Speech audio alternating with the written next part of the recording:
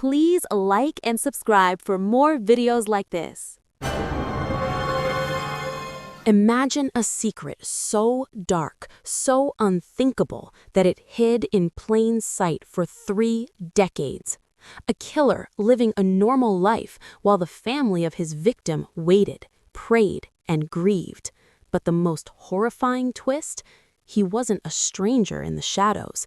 He was a trusted friend. A man who, years earlier, had watched his own wedding day unfold, with his future victim smiling beside him, a bridesmaid in white. This is the chilling story of Mary Catherine Edwards and the Bridesmaid Killer. Our story begins in the tight-knit community of Groves, Texas, in the late 1980s. Mary Catherine Edwards was, by all accounts, a ray of sunshine, a beloved special education teacher at Port Neches Groves High School. She poured her heart into her students, helping those who needed it most. She was 31 years old, single, and lived alone in her quiet home. Her life was centered around her family, her church, and her impactful career. She was the kind of person everyone loved, a true pillar of her community. No enemies, no known disputes, just a kind soul living a dedicated life. The peace of Groves was shattered on January 19, 1989. When Mary Catherine didn't show up for work, concerned colleagues contacted her family. Her brother, Brian Edwards, went to check on her. What he found inside her home would forever change their lives. Mary Catherine lay dead, the victim of a brutal stabbing. The scene was horrifying, but also puzzling. There were no signs of forced entry, no doors kicked in, no windows broken. It appeared Mary Catherine either knew her attacker or had let them in willingly. The community reeled.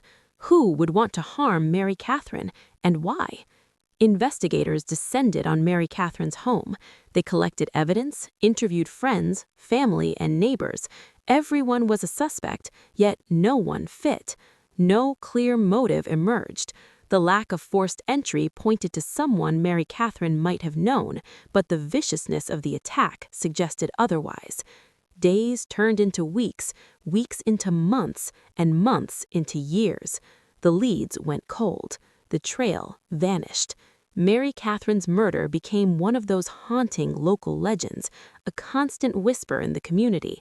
Who killed Mary Catherine Edwards? Her family never gave up hope, but as the decades passed, the likelihood of finding answers seemed to diminish with each passing year. Technology, however, was about to change everything. Fast forward nearly 30 years to 2019. Forensic science had come leaps and bounds since 1989. Investigators, driven by the persistent efforts of Mary Catherine's family and dedicated cold case detectives, decided to re-examine evidence from the original crime scene. They submitted DNA samples that had been preserved for decades to advanced testing. It was a long shot, but it was their best hope. And this time, the DNA spoke. It generated a hit in a national database, leading them to a name: Clayton Lee Foreman. The name immediately sent a shockwave through the investigation team. Clayton Lee Foreman.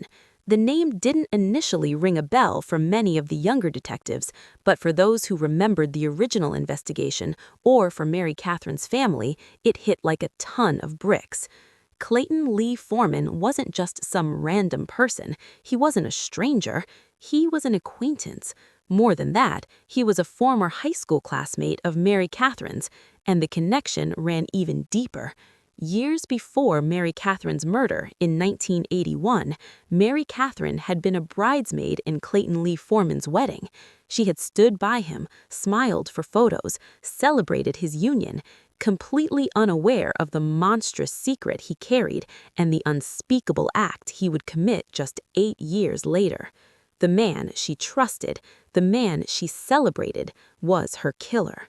In October 2020, Clayton Lee Foreman was arrested in his home in Ohio, finally brought to justice. Investigators believe the motive stemmed from a prior relationship or unwanted advances, though the exact details remain private. Forensic evidence presented at trial was overwhelming, leaving no doubt of Foreman's guilt. In 2022, after decades of waiting, Mary Catherine Edwards' family finally saw justice. Clayton Lee Foreman was convicted of murder and sentenced to life in prison. He was 63 years old. The wheels of justice turned slowly, but for Mary Catherine, they finally arrived. The conviction brought a measure of peace to Mary Catherine's family, but the emotional scars remain. 30 years is a lifetime to grieve without answers. This case is a stark reminder of the power of forensic DNA and the unwavering dedication of cold case detectives and victim families. But it also serves as a chilling warning.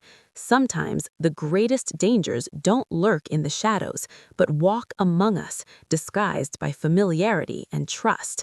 It forces us to confront the unsettling truth that evil can wear a friendly face, and that some secrets are truly silent until the science speaks.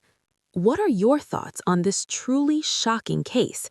Does the bridesmaid twist make it even more disturbing for you? Let us know your theories in the comments below. If you want more stories of justice found and secrets revealed, subscribe to Silent Secret Stories, because every secret deserves to be uncovered.